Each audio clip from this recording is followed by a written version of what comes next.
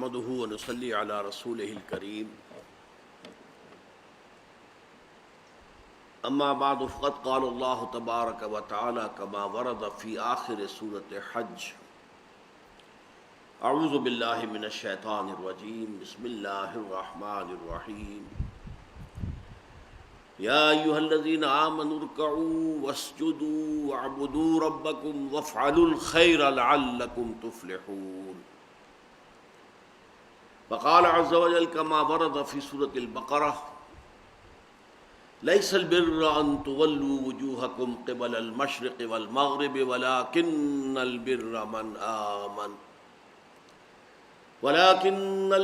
من آمن بالله واليوم الآخر والملائكة والكتاب والنبيين وآتى المال على حبه ذوي القربى واليتامى والمساكين وابن السبيل والسائلين وفي الرقاب وأقام الصلاة وآتى الزكاة والموفون بعهدهم إذا عاهدوا والصابرين في البأساء والضراء وحين البأس أولئك الذين صدقوا وأولئك هم المتقون صدق اللہ العظیم وقال النبی صلی اللہ علیہ وسلم خیر الناس من ينفع الناس وقال صلی اللہ علیہ وسلم الخلق عیال اللہ او کما قال صلی اللہ علیہ وسلم رب اشرح لی صدری ویسر لی امری واحلل عقدۃ من لسانی یفقہوا قولی اللهم ربنا الہمنا رشدنا واعذنا من شرور انفسنا اللهم ارنا الحق حقا وارزقنا اتباعه وارنا الباطل باطلا وارزقنا اجتنابه آمین یا رب العالمین۔ سب سے پہلے میں ڈاکٹر رخشندہ توحید صاحبہ اور ان کے شوہر میجر ریٹائرڈ محمد ایوب میاں صاحب کو مبارکباد دیتا ہوں کہ انہوں نے اپنی بعض خوشیوں کو سیلیبریٹ کرنے کے لیے بجائے اس کے کہ دنیا میں جو رواجی قسم کی تقریبات منعقد ہوتی ہیں ایک ایسی تقریب کے انعقاد کا فیصلہ کیا کہ جس سے علمی، فکری اور روحانی غذا حاصل ہو۔ اس کے بعد مناسب ہے کہ میں پہلے ہی عرض کر دوں کہ چند دنوں سے میری طبیعت ٹھیک نہیں ہے، مسلسل لو گریڈ ٹیمپریچر چل رہا ہے، اگرچہ لو گریڈ ہے لیکن یہ کہ اس نے مجھے توڑ کے رکھ دیا ہے، تو ہو سکتا ہے، اندیشہ ہے کہ میں آج جتنی ان دونوں کی توقع ہے اتنے جوش و خروش کے ساتھ کوئی خدمت سر انجام نہ دے سکوں۔ بہرحال ان کا جو ذوق و شوق ہے اس کے پیش نظر میں اپنی انتہائی کوشش کروں گا۔ دیکھیے، جہاں تک خدمت خلق کا تعلق ہے، اس کا ایک کانسیپٹ وہ ہے کہ جو آفاقی ہے، پوری دنیا میں پایا جاتا ہے، کسی مذہب کے ساتھ خاص نہیں ہے، کسی قوم کے ساتھ خاص نہیں ہے، کسی ملک کے ساتھ خاص نہیں ہے، کسی طبقے کے ساتھ خاص نہیں ہے، human level, basic human morality,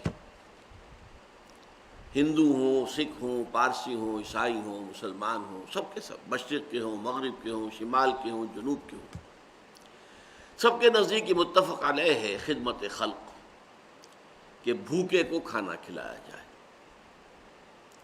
پیاسوں کے لیے پانی کا بندوبست کیا جائے، سبیلیں لگائی جائیں، کنویں کھودے جائیں، بیماروں کی دوا دارو کا اہتمام کیا جائے، ان کے علاج معالجے کا انتظام کیا جائے، ان کی عیادت کی جائے، ان کو بیک اپ کیا جائے، ان کی دلجوئی کی جائے، یتیموں کی سرپرستی کی جائے، ان کی تربیت کا، ان کی تعلیم کا بندوبست ہو، یتیم خانے کھولے جائیں تاکہ وہ بھی دوسرے اور جو بچے ہیں والدین کا سایہ جن کے سروں پر ہے انہی کی طریقے سے وہ بھی ملک اور قوم کے اچھے شہری بننے کے قابل ہو جائیں، بیواؤں کے لیے کوئی ایسا امدادی کار ہو، پھر مسافروں کے لیے کسی زمانے میں مسافر خانے ہوتے تھے، یہ دھرم شالائیں ہوتی تھیں ہندوؤں کے ہاں، یہ بڑے پن کے کام تھے، بڑے ثواب کے کام سمجھے جاتے تھے کہ مسافر وہاں آئے، ٹھہرے، دال روٹی بھی کھائے اور اس سے اس کے اوپر کوئی چارج نہ ہو، کہ اس سے پیسے نہ لیے جائیں، یہ کام بھی ہوتے تھے۔ یہ سارے کام وہ ہیں کہ جیسا کہ میں نے عرض کیا کہ یہ یونیورسل ہیں، گلوبل ہیں، ہر قوم میں، ہر مذہب میں ان کا تصور موجود ہے، کم و بیش کسی کے ہاں اس پر زیادہ ایمفیسس ہے، کسی کے ہاں قدر کم ہوگا، لیکن یہ بیسک ہیومن مورلز اور بیسک ہیومن موریلٹی سے متعلق مسئلہ ہے۔ اسلام بھی اس میں پورے طور پر شریک ہے، بلکہ اسلام نے اس سلسلے میں جو تصورات دیے ہیں ان کے اندر ایک اضافی شان پیدا ہوتی ہے۔ میں نے ابھی آپ کو 2 حدیثیں سنائی ہیں۔ حضور نے فرمایا خیر الناس من ينفع الناس، لوگوں میں سے بہترین لوگ وہ ہیں جو لوگوں کو فائدہ پہنچائیں۔ یہ خدمت خلق کے لیے بہت ہی بنیادی یوں سمجھیے کہ ایک ایکسیم، خیر الناس من ينفع الناس۔ اسی طریقے سے دوسری حدیث میں نے آپ کو سنائی، بڑا پیارا انداز ہے، الخلق عیال اللہ، یہ تمام مخلوقات جو ہیں اللہ کے کنبے کے مانند ہیں۔ ظاہر بات ہے کہ اگر کسی کو اللہ سے محبت ہے تو اس کے کنبے سے بھی تو محبت ہوگی، یہ ایک فطری بات ہے۔ تو الخلق عیال اللہ، تمام مخلوقات جو ہیں وہ اللہ کے کنبے کے مانند ہیں، تو ان کے ساتھ محبت کرنا، ان کے ساتھ خلوص، ان کی دلجوئی، ان کی خدمت کرنا، یہ گویا کہ اس کا ایک منطقی تقاضا ہے، لازمی تقاضا ہے۔ اور اس میں اس حد تک ہمیں احادیث کے اندر کیفیت ملتی ہے، ایسی تمثیلی انداز کے اندر، کہ شاید دنیا میں کہیں اور وہ تصور اس درجے کا موجود نہ ہو، کہ اللہ تعالیٰ فرماتے ہیں کہ قیامت کے دن وہ اپنے کسی بندے سے شکوہ کریں گے، اے میرے بندے، میں بھوکا تھا، میں نے تجھ سے کھانا مانگا، تو نے مجھے کھانا نہیں دیا۔ وہ بندہ کہے گا اللہ تو اس سے پاک ہے، اعلیٰ ہے، برتر ہے کہ تجھے بھوک لگے، تجھے کھانے کی ضرورت ہو۔ اللہ فرمائے گا دیکھو میرے فلاں بندے نے تم سے، وہ بھوکا تھا، تم سے کھانا مانگا تھا، تم نے نہیں دیا، وہ میں ہی تو تھا، جب وہ میرے کنبے کا تھا، الخلق عیال اللہ، تو گویا کہ میں ہی تھا۔ اس سے بھی آگے اللہ شکوہ کرے گا کہ اے میرے بندے میں ننگا تھا، میں نے چاہا کہ تو میرا تن ڈھانپ دے، تو نے نہیں ڈھانپا۔ وہ کہے گا معاذ اللہ معاذ اللہ معاذ اللہ، اللہ اے اللہ تو اس سے بہت بلند ہے، بالا ہے کہ تجھے کوئی اوریانی لاحق ہو۔ اللہ فرمائے گا میرا فلاں بندہ جس کے پاس تن ڈھانپنے کو کپڑا نہیں تھا، اس نے تجھ سے سوال کیا تھا، وہ میں ہی تو تھا۔ یعنی سائل کی آستین سے جو ہاتھ نکل رہا ہے اسے سائل کا ہاتھ نہ سمجھو، اللہ کا ہاتھ سمجھو۔ تو اس سے اونچا تو کوئی تصور ممکن ہی نہیں ہے۔ اس اعتبار سے میں جو آیات میں نے آپ کو پڑھ کر سنائی ہیں ان کے حوالے سے تھوڑی سی وضاحت کرنا چاہتا ہوں کہ اس طرز کی خدمت خلق کا معاملہ جو ہے اس کا ہمارے دین میں کیا مقام ہے۔ سورہ حج کی لاسٹ بٹ 1 آیت ہے، یا ایھا الذین آمنوا ارکعوا واسجدوا واعبدوا ربکم وافعلوا الخیر لعلکم تفلحون۔ اے ایمان کے دعوے دارو، رکوع کیا کرو اللہ کی جناب میں، سجدہ کیا کرو اللہ کی جناب میں، اللہ کی پرستش کرو، اس کی اطاعت کرو اور اچھے کام کرو تاکہ تم فلاح پاؤ۔ اب یہاں سوال پیدا ہوتا ہے، رکوع و سجود میں جو ریچولز ہیں ورشپ کے، موڈز آف ورشپ، وہ آ گئے، اور عبادت کا لفظ انتہائی جامع ہے۔ پوری زندگی میں ہر اعتبار سے اللہ کے احکام کی اطاعت کرنا اس کا لازمی جز ہے۔ جب یہ ساری چیزیں کور ہو گئی تو وفعل الخیر سے کیا مراد ہے؟ پھر کون سا خیر باقی رہ گیا جس کے لیے یہ اضافی الفاظ آئے کہ وفعل الخیر لعلکم تفلحون، کہ تم خیر کے کام کرو، بھلے کام کرو تاکہ تم فلاح پاؤ۔ تو اس سے یہی معلوم ہوتا ہے کہ یہ ہے خدمت خلق، خیر الناس من ينفع الناس۔ اس لیے کہ دیکھیے، ایک تو یہ ہے کہ عبادت کا تقاضا یہ ہے کہ آپ زکوٰۃ ادا کر دیں، آپ کے مال میں جتنی زکوٰۃ بنتی تھی وہ آپ نے دے دی، عبادت کا اور اطاعت کا حق تو ادا ہو گیا۔ اب اس سے زیادہ مال خرچ کرنا غریبوں کے لیے، مسکینوں کے لیے، بیواؤں کے لیے، بھوکوں کے لیے، حاجت مندوں کے لیے، یہ گویا کہ اب کار خیر شمار ہوگا۔ وافعلوا الخیر لعلکم تفلحون، اور بھلے کام کرو، نیک کام کرو تاکہ تم فلاح پاؤ۔ اسی کی تائید ہوتی ہے آیت البر سے، جو قاری صاحب نے بھی آپ کو سنائی، ایک لفظ ان سے چھوٹ گیا تھا قرات کرتے ہوئے والملائکہ، لیکن یہ ہے کہ یہ آیہ مبارکہ بڑی عظیم آیات میں سے ہے قرآن حکیم کی. ویسے بھی لمبی آیت ہے، یہ پوری ایک آیت تھی جو انہوں نے بھی پڑھی تھی، پھر میں نے بھی اس کی تلاوت کی ہے. اور یہ قرآن مجید کی مفہوم کے اعتبار سے، معنی کے اعتبار سے عظیم ترین آیات میں سے. عام طور پر جو دنیا میں نیکی کا تصور ہے وہ مذہبی سطح پر زیادہ نمازیں پڑھنا، نوافل ادا کرنا، اسی طریقے سے اور عبادت گزاری، اس کو زیادہ سمجھا جاتا ہے کہ یہ اصل نیکی ہے. قرآن مجید نے اس کی نفی کی ہے. اگرچہ ٹھیک ہے نماز بھی فرض ہے، ادا کرنی ہوگی، روزہ فرض ہے، ادا آپ کو رکھنا ہوگا، اسی طریقے سے نماز پڑھتے ہوئے قبلے کی طرف رخ کرنا لازم ہے، آپ کو کرنا ہوگا. یہ ساری چیزیں دین میں ہیں، دین کے احکام میں ہیں.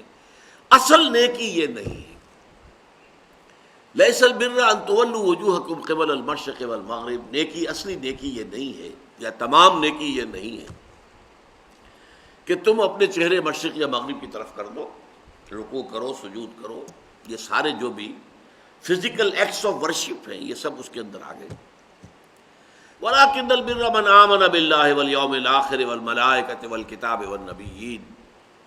اصلاً نیک وہ ہے جو سب سے پہلے تو ایمان کی شرط پوری کرے، ایمان لائے اللہ پر اور یوم آخر پر اور فرشتوں پر اور کتابوں پر اور نبیوں پر.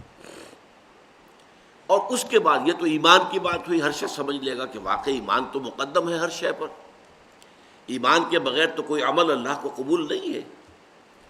لیکن اس کے بعد عمل جو بیان کیا گیا سب سے پہلا اعمال میں سے وہ ہے خیرات، حسنات، لوگوں کو ان کی تکلیفوں میں دیکھ کر اپنا مال ان پر خرچ کرنا. اگرچہ مال طبعاً محبوب ہے، صحیح ترجمہ کیا تھا قاری صاحب نے، محبوب ہونے کے علی الرغم کہ مال سب کو پسند ہے، کس کو پسند نہیں ہے، مال محبوب شے ہے. لیکن وہ یہ کہ ان کے لیے وہ لوگ آت المال علی حب ہی، اس کی محبت کے علی الرغم انہوں نے مال خرچ کیا. آت المال علی حب ذوی القربى، قرابت دار، رشتہ دار، والیتامى، یتیم، والمساکین، وابن السبیل، مسافر، والسائلین، دستے سوال دراز کرنے والے، مانگنے والے، وفی الرقاب، اور گردنوں کو چھڑانے میں. رقبہ کہتے ہیں گردن. اس کی معنی کیا ہے کہ اگر کوئی غلام ہے تو اپنے مال سے اس کو خرید کر آزاد کر دیا جاتا تھا. یہ بہت بڑی نیکی تھی.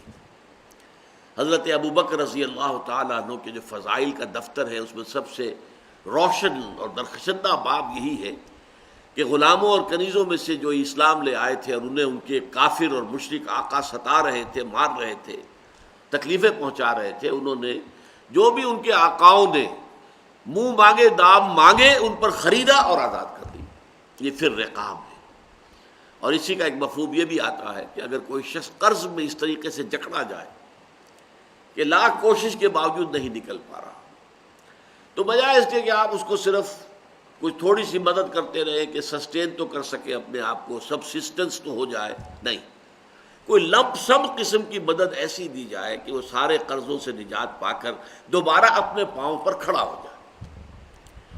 یہ جو کچھ برادریاں ہیں جیسے اسماعیلی لوگ ہیں، میمن لوگ ہیں، ان کے اندر یہ بات پائی جاتی ہے. ان کا اگر کوئی ساتھی، ان کا کوئی فرد جو ہے اس طریقے سے اگر گر جائے، کیونکہ سب کاروباری لوگ ہیں، کوئی کاروباری آدمی کسی وقت اس طریقے سے گر جائے کہ وہ اس سے نکل نہ پا رہا ہو، تو پھر اسے لمپ سم بڑی امداد دے کر بجائے اس کے کہ اسے مستقل خیراتی بنا دیا جائے، خیرات کے اوپر گزارا کرتا رہے، اسے دوبارہ ایسی اتنی امداد دی جائے کہ وہ اپنے پاؤں پر کھڑا ہو کر اور وہ اس برادری کا، اس معاشرے کا ایک رسپیکٹیبل باعزت جو ہے شہری اور فرد بن جائے. یہ غور کرنے کی بات ہے. اس کے بعد فرمایا وَأَقَامَ الصَّلَاةَ وَآتَى الزَّكَاةَ، اور قائم کی اس نے نماز اور ادا کی زکوٰۃ. یہاں دو نقطے سمجھنے کے ہیں. اگرچہ ایک اعتبار سے ہم کہتے ہیں الصلاۃ عماد الدین، نماز جو ہے وہ تو دین کا ستون ہے. اور یہ بھی بات صحیح احادیث میں آئی ہے کہ قیامت میں جب انسانوں کا حساب ہوگا تو سب سے پہلے نماز کا حساب لیا جائے گا. روز محشر کے جان گداس بود، اولی پرسش نماز بود. یہ بھی صحیح ہے. کہ اس کے باوجود یہاں نماز کا ذکر بعد میں لایا گیا، وَآتَ الْمَالَ عَلَىٰ حُبِّهِ ذَوِي الْقُرْبَىٰ وَالْيَتَامَىٰ وَالْمَسَاكِينَ وَابْنَ السَّبِيلِ وَالسَّائِلِينَ وَفِي الرِّقَابِ، یہ پہلے لایا گیا۔ گویا کہ عبادات پر مقدم ہے انسان کے اندر اس جذبے کا ہونا کہ وہ اپنے مال کو جو طبعاً مرغوب ہے، محبوب ہے، اس کو خرچ کرے غریبوں اور محتاجوں، ضرورت مندوں کی ضرورتوں کو پورا کرنے کے لیے۔ یہ گویا کہ نماز سے مقدم ہے۔ جب بحث ہو رہی ہے نیکی کسے کہتے ہیں، تو نیکی کے اعتبار سے اگر ارکان دین کی بات ہوگی تو کلمہ شہادت کے فوراً بعد نماز، بنی الاسلام علی خمس، شہادت اللہ الہ الا اللہ وان محمد رسول اللہ واقام الصلاۃ وایتاء الزکوٰۃ وصوم رمضان وحج البیت، کلمہ شہادت کے فوراً بعد نماز۔ لیکن یہاں بحث یہ ہے، موضوع کیا ہے کہ نیکی کیا ہے، نیکی کسے کہتے ہیں، خیر کیا ہے، خیر الناس کون شمار ہوگا، لوگوں میں بہتر آدمی کون ہے۔ تو وہاں معلوم ہوا کہ ایمان کے فوراً بعد انسان کے اندر یہ صلاحیت کہ وہ اپنا مال خرچ کرے، ضرورت مندوں کی ضرورت پورا کرنے کے لیے، محتاجوں کی احتیاج کو رفع کرنے کے لیے، یتیموں کے لیے، مساکین کے لیے۔ مسافر بھی پرانے زمانے میں چونکہ ہوتا تھا اور آج بھی ہو جاتا ہے، بسا اوقات کوئی مسافر جو ہے وہ اس ایسی کیفیت سے دوچار ہو جاتا ہے، فرض کیجئے جو پونجی اس کے پاس ہی چوری ہو گئی، اب وہ کھڑا ہے، اس کے پاؤں تلے زمین نہیں ہے، کیا کرے، اجنبی جگہ پر ہے۔ تو ایسے حالات میں مسافروں کی مدد بھی یقیناً بہت بڑی نیکی کا، اگرچہ ہمارے ہاں آج کل مختلف لوگوں نے اس کو دندہ بنا لیا ہے، ایک پروفیشن جو ہے بیگری کا، اس نے اپنے جو ہے مختلف ہتھ کنڈے جو استعمال کیا، اس کی وجہ سے آدمی شک میں پڑ جاتا ہے کہ پتہ نہیں یہ جینوئن کیس ہے یا نہیں ہے، اور یہ جو شک ہے یہ خود اپنی جگہ پر جینوئن ہے۔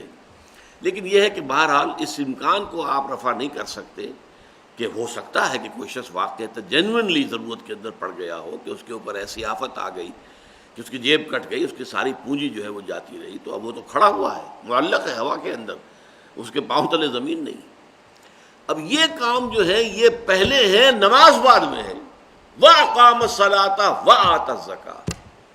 اور دوسرا نقطہ یہ ہے کہ یہ زکوٰۃ سے اضافی شے ہے، اس لیے کہ زکوٰۃ کا ذکر تو علیحدہ ہو رہا ہے، وَآتَى الزَّكَاةَ، زکوٰۃ تو علیحدہ بیان ہو رہی ہے، وہ میں نے جیسا کہ پہلے عرض کیا تھا کہ عبادت کے اندر زکوٰۃ تو آ گئی، وہ جو کہا گیا وَفْعَلُوا الْخَيْرَ، تو اب معلوم ہوا وہ اس کے علاوہ کوئی اضافی شے ہے۔ وہی بات یہاں آ رہی ہے کہ اقام الصلاۃ وآتى الزکوٰۃ سے پہلے جو ذکر ہو رہا ہے کہ مال کا خرچ کرنا، وآتى المال على حبه ذوي القربى واليتامى والمساکین وابن السبیل والسائلین وفی الرقاب، یہ گویا کہ زکوٰۃ کے علاوہ ہے۔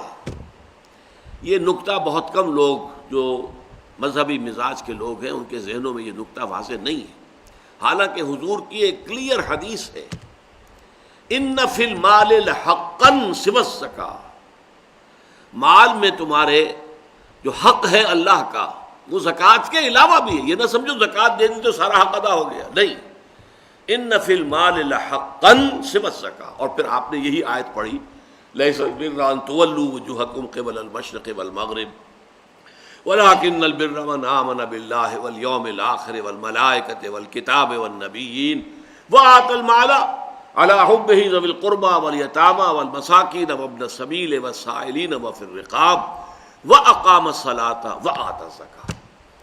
تو یہ چیزیں جیسا کہ میں نے عرض کیا اگرچہ اپنی جگہ یونیورسل ہیں، ہر مذہب میں موجود ہیں، ہر قوم میں موجود ہیں، بلکہ ایک افسوسناک حقیقت یہ ہے کہ آج ہم اگر دیکھیں تو مسلمانوں میں یہ کام کم ہے، ہندوؤں میں ہم سے یہ کام کہیں زیادہ تھا۔ ایک گنگا رام تھا جو ہسپتال بنا کے چلا گیا، ہمارے ہاں جو ہے وہ بزنس ہاسپٹل ایک بنا بھی ہے تو سب لوگوں نے زور لگا کر بنایا ہے، حالانکہ ہمارے ہاں گنگا رام کی کیا حیثیت تھی، اس وقت پیسے والے جو ہیں وہ کہیں بڑھ کر ہیں، وہ 100 گنگا راموں سے بڑھ کر ہیں، لیکن نہیں، ہمارے ہاں یہ کام کم ہے۔ یہ کام جو ہے ہندوؤں میں بہت ہے، پن کا کام، ثواب کا کام، پن کے کام، اس کے اوپر خرچ کرتے تھے، کنویں کھدواتے تھے، سبیلیں لگاتے تھے، گھوڑوں کے لیے، جانوروں کے لیے پانی کا اہتمام کر رہے ہیں، اور یہ کہ پھر دھرم شالائیں بنا رہے ہیں، وہ مسافر خانے بنا رہے ہیں، یہ سارے کام ان کے ہاں تھے۔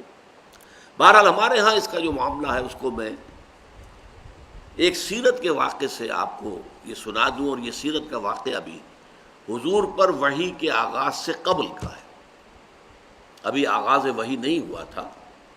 آپ کو معلوم ہے 25 برس آپ کی عمر تھی جب آپ کی شادی ہوئی ہے حضرت خدیجہ الکبریٰ رضی اللہ تعالی عنہا سے، اور 40 برس کی عمر میں وحی شروع ہوئی ہے، تو 15 برس جو ہیں وہ آپ کی ازدواج کی زندگی جو ہے وہ وحی کے آغاز سے قبل کی ہے۔ اس کا واقعہ ہے کہ حضور ایک مرتبہ کہیں باہر سے تشریف لائے اور پھر بڑے غمگین کیفیت میں تھے، اور آپ نے کپڑا ایک اوڑھا اور لیٹ گئے۔ حضرت خدیجہ نے سمجھ لیا کہ کوئی غم اور کوئی رنج کی بات ہے، پوچھا کیا معاملہ ہے؟ فرمایا میں گیا تھا ذرا مکے سے باہر نکل گیا تھا، فلاں وادی میں میں نے دیکھا ایک قافلہ ٹھہرا ہوا ہے، ایک قبیلہ ہے، ان کے جسموں پر کپڑا نہیں ہے، کھانے کو ان کے پاس کچھ نہیں ہے، نہایت لاغر ہو گئے فاقوں کے ذریعے سے، اور میرے پاس کچھ ہے نہیں کہ میں ان کی مدد کر سکوں۔ یہ کیوں؟ دولت بہت تھی، لیکن دولت تو تھی حضرت خدیجہ کی، حضور صلی اللہ علیہ وسلم کی ذاتی دولت تو نہیں تھی۔ تو اس پر حضرت خدیجہ نے رضی اللہ تعالیٰ، یہ تفسیر کبیر میں یہ واقعہ موجود ہے امام راضی کی، آپ سے کہا اچھا آپ جائیے فلاں فلاں بڑے بڑے سردار تھے، چودھری تھے قریش کے، انہیں بلا لائیے۔ وہ جب آ گئے تو اتنی دیر میں اتنا بڑا ڈھیر اشرفیوں کا لگا دیا کہ جب آئے ہیں تو حضور بیٹھے ہیں تو چھپ گئے اس ڈھیر کے پیچھے۔ پھر حضرت خدیجہ نے تمام لوگوں کو گواہ بنایا کہ آپ سب لوگ گواہ رہیں، میں نے یہ ساری دولت محمد کے حوالے کر دی صلی اللہ علیہ وسلم، وہ جہاں اور جیسے چاہیں خرچ کریں۔ تو یہ کیفیت جو ہے ادھر حقیقت یہ ہے خدمت خلق کا یونیورسل تصور، عمومی تصور جو پوری دنیا میں ہے، جو بیسک ہیومن ویلیوز میں سے ہے، اور یہ تصور وہ ہے کہ جو حضور پر وحی سے پہلے پورا کا پورا موجود تھا آپ کی شخصیت میں، آپ کی سیرت میں۔ ابھی وحی نہیں آئی ہے لیکن یہ چیزیں موجود تھیں، اس لیے کہ واقعہ نوٹ کیجئے کہ جب پہلی وحی آئی ہے اور حضور سراسیمہ ہو گئے ہیں، فرشتے سے جو ملاقات ہوئی غار حرا میں، ایک نیا ایکسپیرینس تھا، نیا ایکسپیرینس بالکل، تو بڑی طبیعت کے اندر جو ہے وہ ایک دہشت کی سی کیفیت تھی۔ تو سیرت کی کتابوں میں آتا ہے جب آپ آئے ہیں تو آپ پر لرزہ طاری تھا، اور آپ نے کہا زملونی زملونی، مجھے کمبل اڑھا دو، لیٹ گئے، آپ کو بخار ہو گیا، اور آپ نے کہا خشیت علی نفسی، مجھے تو اپنی جان کا اندیشہ ہے، یہ کیا میرے ساتھ واقعات پیش آنے شروع ہوئے ہیں، مجھے اندیشہ ہے کہ میں ہلاک نہ ہو جاؤں۔ اس پر حضرت خدیجہ نے فرمایا، عرض کیا اللہ آپ کو ضائع نہیں کرے گا، آپ تو یتیموں کی سرپرستی کرتے ہیں، بیواؤں کی خبر گیری کرتے ہیں، مسافروں کی مہمان نوازی کرتے ہیں، بھوکوں کو کھانا کھلاتے ہیں، آپ میں تو یہ اوصاف موجود ہیں، اللہ تعالیٰ کبھی آپ کو ہرگز ضائع نہیں کرے۔ یہی بات حضرت ابوبکر صدیق کے بارے میں آتی ہے۔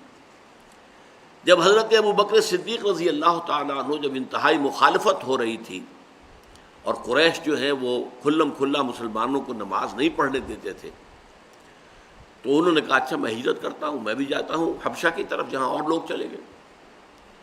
مکے سے نکل پڑے ہیں تو ابن الدغنہ ایک بڑا سردار تھا، پہلوان تھا، طاقتور آدمی تھا، صاحب اثر تھا، وہ راستے میں مل گیا، وہ مگر کہاں چلے؟ فرمایا کہ میری قوم مجھے عبادت نہیں کرنے دیتی خدا واحد کی، تو میں اب جا رہا ہوں اپنا گھر چھوڑ کر، ملک چھوڑ کر۔ فرمایا نہیں، تم تو غریبوں کی سرپرستی کرتے ہو، تم بیواؤں کی خبر گیری کرتے ہو، تم بھوکوں کو کھانا کھلاتے ہو، we can't afford to lose you، ہم ہرگز آپ کو نہیں جانے دیں گے، آپ چلیے اور میری امان میں ہیں آپ کو کوئی نہیں روکے گا۔ تو حضرت ابوبکر واپس آ گئے، لیکن ابن الدغنہ نے یہ بات کہہ لی کہ آپ بلند آواز سے قرآن نہ پڑھا کریں، آپ اپنی نماز پڑھیں، آرام سے پڑھیں، لیکن بلند آواز سے نہیں۔ یہ بلند آواز جب آپ کی آواز نکل جاتی ہے اور دوسرے گھروں میں پہنچتی ہے تو اس سے ان لوگوں کا جو رد عمل ہوتا ہے وہ شدید ہوتا ہے۔ تو چند دن تو حضرت ابوبکر نے اس کی پابندی کی، پھر آپ نے کہا تم اپنی امان اپنے پاس رکھو، میں یہ کام نہیں کر سکتا، اور آپ نے بلند آواز سے قرآن مجید پڑھنا شروع کر دیا۔ تو میں صرف اس وقت جو میں نے عرض کیا ہے وہ یہ ہے کہ خدمت خلق کا ایک یہ تصور ہے جو ہر شریف انسان میں، ہر سلیم الفطرت انسان میں قطع نظر اس سے کہ اس کا مذہب کیا ہے، اس کی قومیت کیا ہے، وہ کس ملک کا رہنے والا، یہ کامن ہے، یہ یونیورسل ہے۔ البتہ اب دوسری ڈائمنشن ہے خدمت خلق کی، وہ ہے خاص طور پر اسلام سے متعلق، اس لیے کہ اس کا تعلق ایمان سے ہے۔ ایمان ہمیں کیا بتاتا ہے کہ یہ دنیا کی زندگی عارضی ہے، اصل زندگی آخرت کی ہے۔ وَإِنَّ دَارَ الْآخِرَةَ لَهِيَ الْحَيَوَانُ، اصل جو ہے آخرت کا گھر جو ہے وہ اصل گھر ہے، اصل زندگی ہے۔ اب سوال یہ پیدا ہوتا ہے کہ اس دنیا کی زندگی میں کسی شخص کو بھوک لگی ہوئی تھی، اس کے پیٹ میں بھوک کی آگ لگی ہوئی تھی، آپ نے بجھا دی، کھانا کو دے دیا، کھا لیا، اس نے بھوک بجھ گئی۔ لیکن وہ شخص چل رہا ہے اس راستے پر کہ جو اگلی زندگی میں آخرت میں جہنم کا ایندھن بنے گا، اس کے لیے آپ نے کچھ نہیں سوچا، تو آپ بڑے شقی ہیں، بڑے اگر یقین ہے آپ کا، اصل میں معاملہ بہت بڑا اگر کا ہے، اٹس اے بگ اف۔ اگر واقعی آپ کو یہ یقین ہے کہ اصل زندگی آخرت کی زندگی ہے، تو پھر تو خدمت خلق یہ ہے کہ لوگوں کی آخرت سنوارنے کی کوشش کرو، انہیں سیدھے راستے کی طرف بلاؤ، انہیں اپنے خالق اور مالک اللہ تعالیٰ کے ساتھ متعارف کراؤ، گیٹ them introduced to اللہ، تعارف حاصل ہو جائے، معرفت حاصل ہو جائے اللہ تعالیٰ کی۔ تعارف یہی ہے نا، معرفت حاصل ہو جانا ایک دوسرے کی، اور پھر یہ کہ وہ اللہ تعالیٰ سے لو لگائیں، اللہ سے محبت کریں، اللہ ہی کو اپنا مقصود و مطلوب اور معبود اور محبوب حقیقی بنائیں تاکہ ان کی آخرت درست ہو۔ اگر یہ ہم نہیں کر رہے، اور ظاہر بات ہے کہ بھوکے کو کھانا کھلا دیا تو نیکی کا کام تو ہے، لیکن وہ چل رہا ہے اس راستے پر کہ جو اسے جہنم میں لے کر جا رہا ہے، اس راستے سے بچا کر اور جنت کے راستے پر لوگوں کو ڈالنا، جہاں ابدی راحت ہوگی، جہاں ہمیشہ ہمیشہ کے لیے روح و ریحان و جنت نعیم، اس راستے پر لے آنا، یہ سب سے بڑی خدمت خلق ہے۔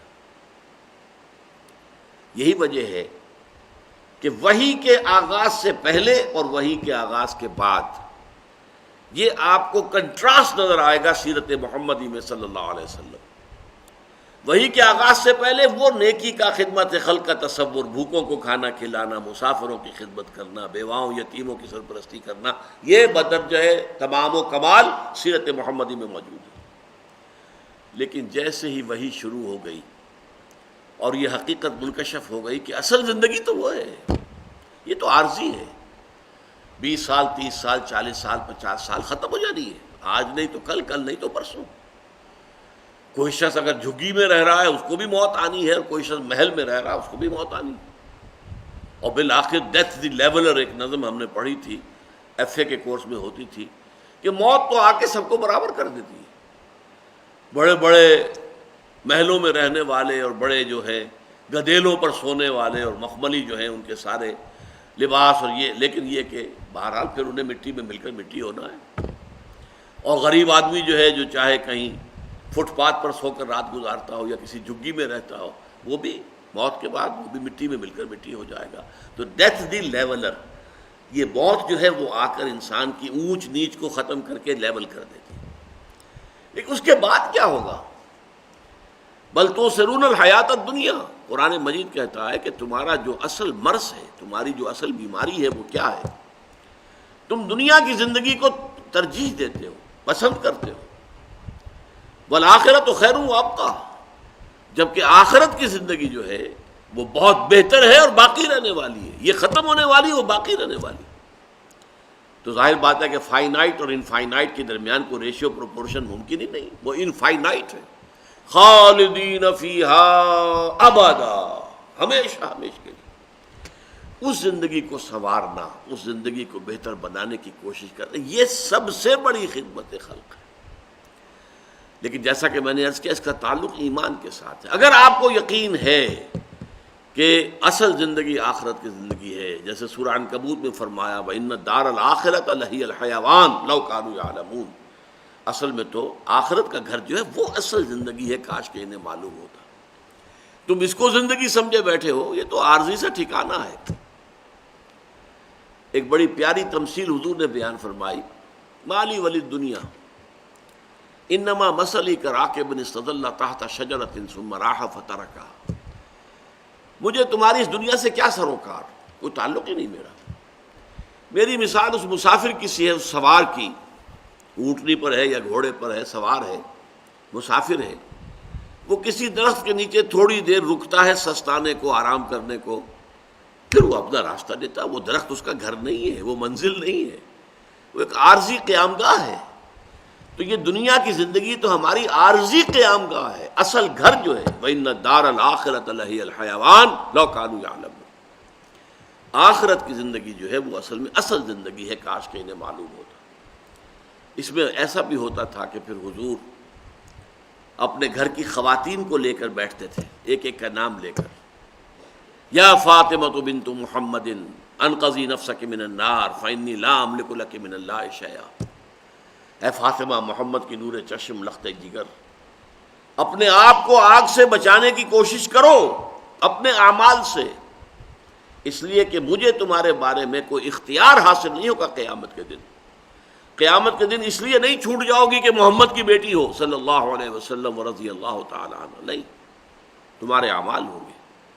پیش کر غافل عمل کوئی اگر دفتر میں ہے، اگر ہے تو وہ پیش کرو.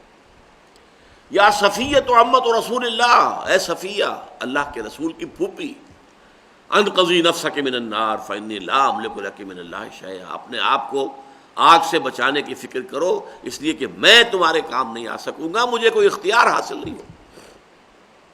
پھر ایک اور تمثیل آپ نے دی ہے کہ لوگوں، میری اور تمہاری مثال ایسی ہے کہ آگ کا ایک بہت بڑا الاؤ ہے، تمہیں نظر نہیں آ رہا اور تم اس میں گر پڑنے کو تیار ہو. یوں سمجھیے کہ اگر فرض کیجئے کہ آپ کہیں کسی راستے میں بیٹھے ہوئے ہیں اور آپ نے دیکھا کہ ایک اندھا بیچارہ سڑک پر چلا جا رہا ہے اور اسے معلوم نہیں کہ آگے سڑک کھودی ہوئی ہے، کوئی ٹیلی فون والوں نے یا کوئی گیس والوں نے یا بجلی والوں نے سڑک کھودی ہوئی ہے، تو اندیشہ ہے کہ وہ اس گڑھے میں گر جائے گا. آپ چیخ کر کہتے ہیں اسے بچو بھائی، دیکھو کہاں بڑھے چلے جا رہے ہو، آگے گڑھا ہے. اور فرض کیجئے وہ بہرا بھی ہے، وہ آپ کی پکار کو بھی نہیں سن رہا، تو کیا ہوگا؟ پھر آپ اٹھیں گے، دوڑیں گے، بھاگیں گے، اور ہو سکتا ہے کہ وہ گر رہا ہو اور اس کا کپڑا پکڑ کر آپ بچا لیں اس کو. یہ ہوگا کہ نہیں ہوگا؟ یہ فطرت انسانی ہے یا نہیں؟ ہاں، ایسے پرورٹڈ لوگ بھی ہو سکتے ہیں جو بیٹھ کر تماشا دیکھیں گرتا ہے کیا ہوتا ہے، وہ پرورشن ہے. وہ تو مسخ شدہ شخصیت کسی کی ہو تو اس کا طرز عمل یہ ہوگا. ورنہ اگر فطرت ہے انسان کے اندر اور وہ فطرت سلیمہ ہے، اس کی نیچر جو ہے وہ پرورٹڈ نہیں ہے، تو پھر لازماً وہ یہ کرے گا کہ پہلے پکارے گا، اور اگر سمجھے گا یہ تو بہرا بھی ہے، نہیں، نہ یہ دیکھ رہا ہے نہ سن رہا ہے، تو دوڑ کر پھر آدمی ہو سکتا ہے کہ وہ گر رہا ہو اور آپ اس کا کپڑا پکڑ کر اس کو بچائیں. یہ مثال دی ہے حضور نے کہ میری اور تمہاری مثال ایسی ہے کہ آگ کا ایک الاؤ ہے، وہ تمہیں نظر نہیں آ رہا، تم اسے میں گر پڑنا چاہتے ہو، میں تمہارے کپڑے پکڑ پکڑ کر گھسیٹ رہا ہوں، بچا رہا ہوں. قوا انفسکم واہلیکم نارا، اے نبی بچائیے اپنے اہل و عیال کو بھی اور اپنے رشتہ داروں کو بھی، بچاؤ اپنے آپ کو اللہ کی آگ سے. اسی طریقے سے انذر عشیرتک الاقربین، اپنے قریبی رشتہ داروں کو خبردار کیجیے. تو یہ دعوت اللہ کی طرف، دعوت ایمان کی طرف، دعوت اسلام کی طرف، صحیح راستے پر آنا، نجات کے راستے پر لوگوں کو لے آنا تاکہ ان کی ابدی زندگی سنور جائے، وہاں وہ جہنم میں جھونکے جانے کی بجائے جنت میں داخل ہو جائیں. یہ اس خدمت خلق سے کئی گنا بڑی خدمت خلق ہے.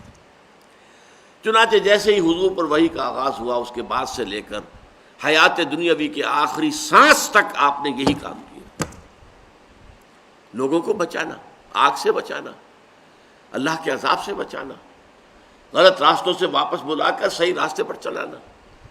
یہ خدمت خلق کی سیکنڈ ڈائمنشن ہے. لیکن اس کا تعلق کیا ہے؟ ایمان کے ساتھ. جس شخص کے اندر ایمان نہیں ہے، ظاہر بات ہے اس کے سامنے یہ ڈائمنشن نہیں آ سکتی. وہ ڈائمنشن تو ہوگی کہ بھوکے کو کھانا کھلا دو اور بیمار کی دوا دارو کا بندوبست کر دو، وہ تو ہوگی، وہ تو یونیورسل ہے. جیسا کہ میں نے عرض کیا، اس کا تعلق بیسک ہیومن مورالٹی سے. لیکن ایمان کے ساتھ متعلق ہو کر خدمت خلق اصل کیا ہے؟ لوگوں کو گمراہی کے راستوں سے، اور جہنم کی طرف جانے والے طور طریقوں سے بچا کر ایمان اور اسلام کے راستے پر گامزن کرانا، تاکہ ان کی ابدی اخروی زندگی درست ہو جائے۔ اب ایک تھرڈ ڈائمنشن ہے خدمت خلق کا، ایک تیسرا تصور۔ دیکھیے، جو انسانی زندگی میں اجتماعی نظام ہوتا ہے، اگر وہ ظالمانہ ہے، ایکسپلائٹیٹو ہے، ریپریسو ہے، ڈسٹریبیوشن آف ویلتھ غلط ہو رہی ہے، جس کے نتیجے میں ایک طرف دولت کے انبار لگتے چلے جا رہے ہیں، امیر امیر سے امیر تر ہوتا جا رہا ہے، دوسری طرف غریب غریب سے غریب تر ہوتا چلا جا رہا ہے۔ اب اس میں ایک راستہ تو یہ ہے کہ اس نظام کو تو جوں کہ توں برقرار رکھا جائے، لیکن جو اس نظام کی وجہ سے بھوک کا شکار ہو گئے ان کو کھلایا جائے۔ یہ عارضی، یہ پیلیٹیو ٹریٹمنٹ ہوا، میڈیکل سائنس میں ہم اس کو کہیں گے پیلیٹیو ٹریٹمنٹ ہے، اس بھوک کا کچھ زیادہ کر دیا۔ اصل کیا ہوگا؟ اس نظام کو بدلو تاکہ بھوک پیدا نہ ہو، یہ نہ ہو کہ ہیوز اور ہیو ناٹس کے اندر معاشرہ تقسیم ہو جائے، کہ ایک طرف دولت کے انبار ہے اور ایک طرف بھوک ہے اور احتیاج ہے، افلاس ہے، جس کے لیے شاہ ولی اللہ دہلوی رحمۃ اللہ علیہ نے کہا ہے کہ جس معاشرے میں تقسیم دولت کا نظام غلط ہو جاتا ہے، جس کے نتیجے میں امیر امیر سے امیر تر، غریب غریب سے غریب تر ہوتا چلا جاتا ہے، تو انسانوں کی بہت بڑی تعداد وہ ہے کہ جو ڈھور ڈنگر حیوانات کی سطح پر گر جاتی ہے، انہیں اپنا سارا وقت، ساری محنت، ساری صلاحیت 2 وقت کی روٹی کے حصول میں صرف کرنی پڑتی ہے۔ جیسے کہ لدو اونٹ ہو، یا ہل میں جتا ہوا بیل ہو، یا کولو کا بیل ہو، انسانوں کی عظیم اکثریت اسی میں لگی رہتی ہے۔ اب ظاہر بات ہے ان میں کوئی اعلیٰ خیال کہاں سے آئے گا، کوئی اعلیٰ آئیڈیا، کوئی عمدہ خیال، کوئی بلند ذہنی اور فکری اور نظریاتی سطح تک رسائی ناممکن۔ 2 وقت کی روٹی پوری نہیں ہو رہی تو اور کہاں ہوگا؟ اور اسی کے لیے کہا ہے حضور نے صلی اللہ علیہ وسلم، کاد الفقر ان یکون کفرا، یہ فقر اور یہ احتیاج، یہ بھوک انسان کو کفر تک پہنچا دیتی ہے۔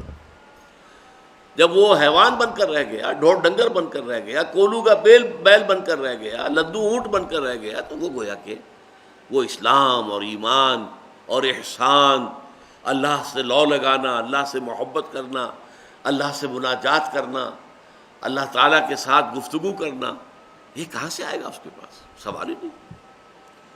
تو ایک جو خدمت خلق کا معاملہ ہے وہ کیا ہے؟ اس زمین میں نظام عدل قائم کرو۔ اس کی مثال میں آپ کو دوں کہ ایک چکی میں جب آپ آٹا پیستے ہیں تو وہ چاروں طرف آٹے کا ڈھیر بنتا چلا جاتا ہے، ادھر سے ادھر تک، چاروں طرف چکی جو ہے اس کے 2 پارٹوں کے درمیان سے آٹا نکل کر، فرض کیجئے کوئی چکی ایسی ہے جو پھر تو رہی ہے، چل رہی ہے، لیکن وہ آٹا ایک طرف پھینکتی ہے، دوسری طرف پھینکتی نہیں۔ یہ مثال ہے اس معاشرے کی جس میں تقسیم دولت کا نظام غلط ہو گیا۔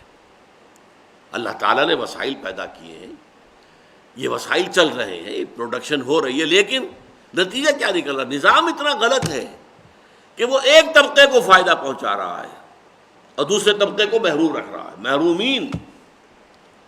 اس حالت میں ایک راستہ تو یہ ہو سکتا ہے، جیسا کہ میں نے عرض کیا، کہ جن کو بہت کچھ دے دیا گیا ہے، آٹا زیادہ مل گیا ہے، وہ حاتم طائی کی قبر پر لات مارے، تھوڑا سا آٹا ان کو بھوکوں کو بھی دے دیں۔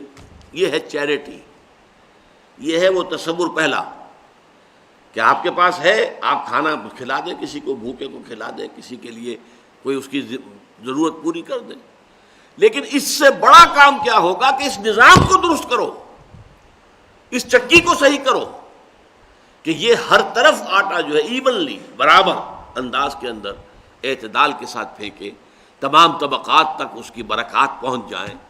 وہ نظام قائم کرو کہ جس نظام میں کفالت کی ذمہ داری حکومت پر آ جاتی ہے۔ دیکھیے، ایک پرسنل چیریٹی ہے کہ آپ کسی کو خیرات دے رہے ہیں، اس میں یقیناً خیرات لینے والی کی جو خودی ہے وہ مجروح ہوتی ہے، اس کے احساسات مجروح ہوتے ہیں کہ میں مانگ رہا ہوں، میں کھا رہا ہوں، میں اس سے لے رہا ہوں۔ حدیث میں بھی آیا ہے، الید العلیٰ خیر من الید السفلیٰ، دینے والا ہاتھ اوپر ہوتا ہے، لینے والا ہاتھ نیچے ہوتا ہے، اوپر والا ہاتھ نیچے والے سے بہتر ہے۔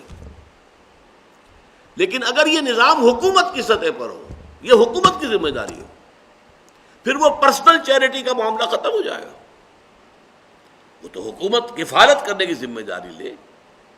آج مغربی ممالک میں سے بہت سو میں ویلفیئر کا نظام ہے، سوشل سیکیورٹی کا نظام ہے، ان امپلائمنٹ الاؤنسز کا نظام ہے، تاکہ کوئی شخص جو ہے کسی کے سامنے جا کے ہاتھ نہ پھیلائے، حکومت دے گی اسے۔ ایک شہری کے اعتبار سے اس کا حق ہے کہ حکومت اسے دے، کم سے کم اس کی بنیادی ضروریات جو ہے وہ پوری ہو رہی۔ یہ اگر نظام ہم قائم نہیں کرتے، اسلام نے وہ نظام دیا ہے، نظام خلافت، کہ ہر انسان کی بنیادی ضروریات کی کفالت حکومت کے ذمہ ہے۔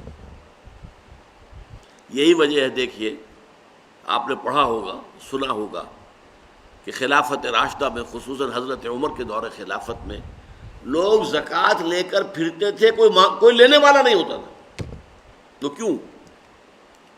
پہلی بات تو یہ کہ زکوٰۃ تو حکومت کو دی جاتی ہے، لیکن یہ کہ اسلام میں یہ ہے قانون میں کہ جو اموال ظاہرہ ہیں ان کی زکوٰۃ تو حکومت کو دینی پڑے گی، حکومت لے گی حساب سے۔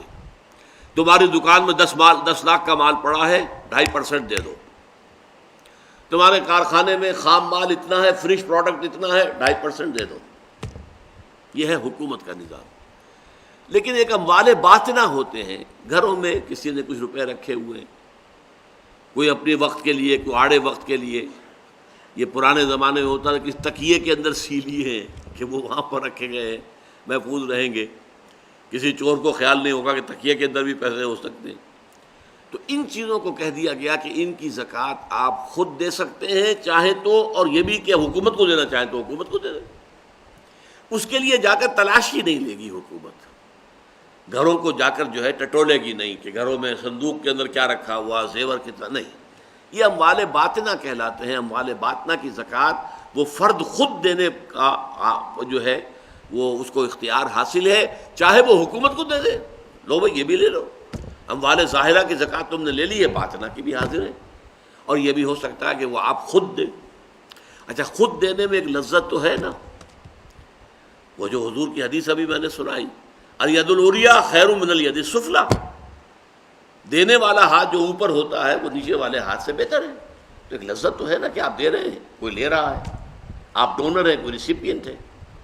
لیکن حضرت عمر کے زمانے میں وہ کفالت عامہ کا نظام ریاست کے تحت جب قائم ہو چکا تھا، ہر شہری کی بنیادی ضروریات کی کفالت ریاست کے ذمے ہے، تو اب کوئی زکوٰۃ کاہے کو لے؟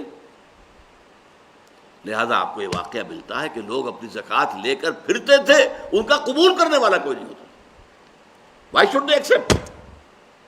ہماری ذمہ داری تو حکومت پر ہے۔ اب ظاہر بات ہے کہ یہ جو نظام کو برپا کرنا ہے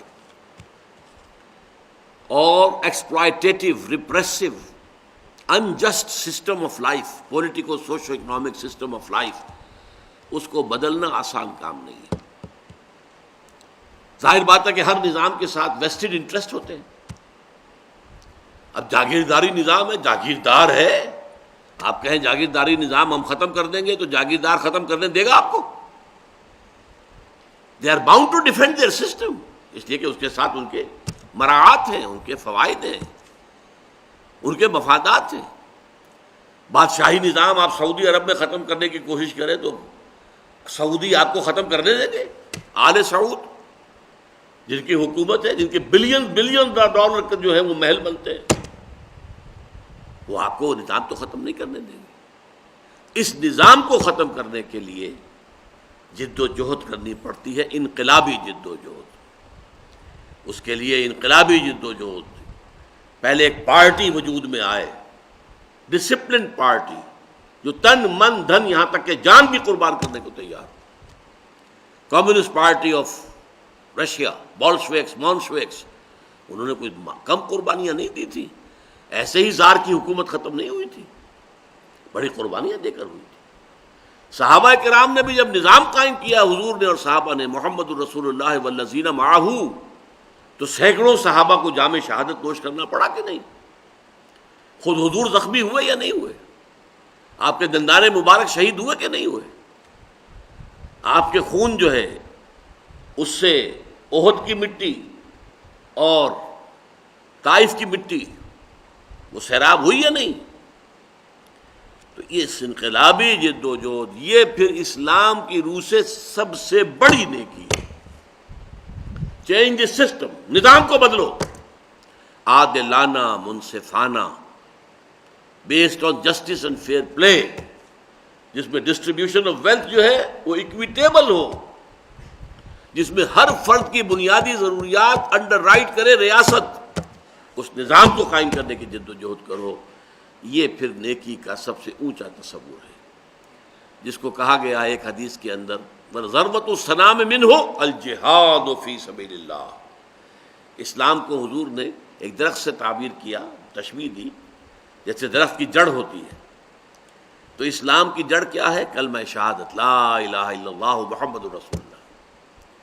پھر درخت کا ایک تنا ہوتا ہے، تنا کیا ہے اسلام کا؟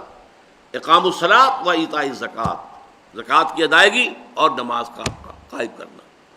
پھر درخت میں اوپر برگ و بار آتے ہیں، پتے ہیں، شاخیں ہیں، پھل لگ رہے ہیں، یہ اس کی چوٹی ہے۔ تو ضربۃ السلام منہ، اسلام کی چوٹی جو ہے وہ الجہاد فی سبیل اللہ، اللہ کا جہاد، اللہ کی راہ میں جہاد کرنا، تاکہ اللہ تعالیٰ نے جو عادلانہ نظام دین الحق کی شکل میں، اسلام کی شکل میں، ان الدین عند اللہ الاسلام، جو حضور کے ذریعے سے پایا تکمیل کو پہنچا، الیوم اکملت لکم دینکم واتممت علیکم نعمتی ورضیت لکم الاسلام دینا، اس دین کو قائم کرنے کے لیے جہاد کیا جائے، یہ سب سے اونچی نیکی ہے۔ اور اس کا مقصد بھی کیا ہے؟ خدمت خلق، تاکہ لوگوں کو ظلم و ستم سے نجات دلائی جائے اور لوگوں کے لیے ان کی زندگیوں کے اندر ان کی ضروریات کو وہاں پہنچایا جائے، ان کے ساتھ انصاف ہو۔ اس کے لیے تو خدمت خلق کے یہ 3 لیولز ہیں جو میں نے آپ کے سامنے رکھے۔ ایک یونیورسل ہے، کامن ٹو آل ہیومینٹی، بھوکے کو کھانا کھلانا، پیاسے کے لیے پانی کا بندوبست کرنا، بیمار کے لیے دوا دارو کا بندوبست کرنا، تیمارداری کا انتظام کرنا، ان کی دلجوئی ہے، جا کر وزٹ کرنا ہے، اور جو بھی طریقے ہیں دنیا کے اندر، عیادت ہے۔ اس کے علاوہ غریبوں، یتیموں، مسکینوں، ان کے لیے کوئی کوشش، یہ یونیورسل کانسیپٹ ہے، دس از دی بیس لائن۔ اس بیس لائن کے اوپر 2 اور ڈائمنشنز ہیں جن کا تعلق خاص اسلام کے ساتھ ہے، ایکسکلوسیو۔ ایک کیا ہے؟ لوگوں کو دعوت دینا کہ وہ اللہ کے دین کی طرف، اللہ کی طرف آئیں، تاکہ ان کی ابدی زندگی، ہمیشہ کی زندگی، آخرت کی زندگی درست ہو جائے۔ اور دوسرا یہ کہ اس دنیا میں اس عادلانہ نظام کو قائم کرنے کی جد و جہد کی جائے کہ جس کے ذریعے سے نوع انسانی ہر قسم کے ظلم سے نجات پا جائے۔ بس میں اسی پر اکتفا کر رہا ہوں۔ اقول قولی ھذا واستغفر اللہ لی ولکم ولسائر المسلمین والمسلمات۔